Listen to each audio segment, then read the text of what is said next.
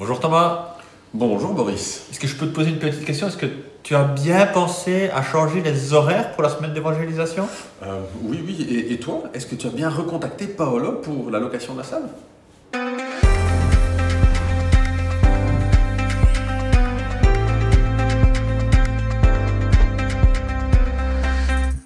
Lorsque nous organisons une semaine d'évangélisation, nous devons réfléchir à plein d'aspects différents pour être sûrs de ne rien oublier. Et surtout, nous devons réfléchir à la meilleure des manières de partager l'évangile aux personnes, à travers des conférences, des porte-à-porte, du concert. Mais c'est vrai, Thomas, que toi comme moi, nous ne sommes pas à notre premier coup d'essai et maintenant nous savons quand même ce qui fonctionne le mieux et comment le faire. Voilà Boris, il me semble que tu oublies quelque chose de plus important que l'organisation et que d'avoir des bonnes idées. Regarde ce que demande l'apôtre Paul aux chrétiens de Thessalonique.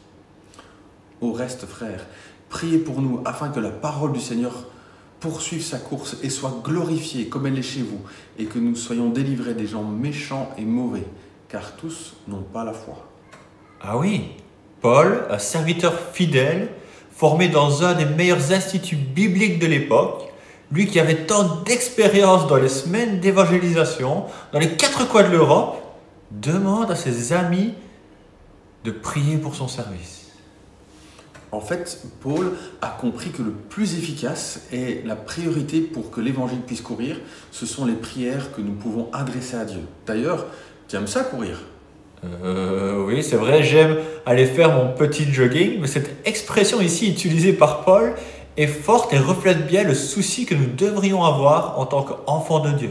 Que la parole du Seigneur, c'est-à-dire l'évangile, se propage rapidement, sans obstacle et qu'elle soit acceptée. Et c'est ce que Paul veut dire quand il dit que la parole soit glorifiée comme elle est chez vous. Nous devons prier pour que la bonne nouvelle annoncée soit reçue comme à Thessalonique, avec empressement et la certitude que ce message est vrai. Il y a aussi un autre aspect important pour lequel nous devons prier. La venue de Jésus sur terre pour mourir sur la croix, afin que nous recevions le pardon pour nos péchés, en dérange plusieurs. Ce message est tranchant et divise. Tu as raison Boris, au point que Paul réclame les prières pour que Dieu le délivre avec son équipe d'évangélisation des hommes méchants et pervers. Et il ne croit pas que cela a changé. L'ennemi cherchera toujours un moyen de nous faire taire et d'empêcher la bonne nouvelle de Jésus-Christ de continuer à courir.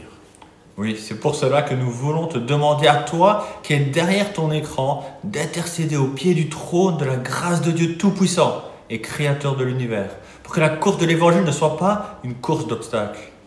Que le Seigneur intervienne pour que ceux qui n'ont pas la foi n'entravent pas la proclamation du message du salut et qu'un grand nombre puisse l'accepter et comprendre leur besoin de placer leur foi dans le sacrifice sanglant de Jésus-Christ et sa résurrection.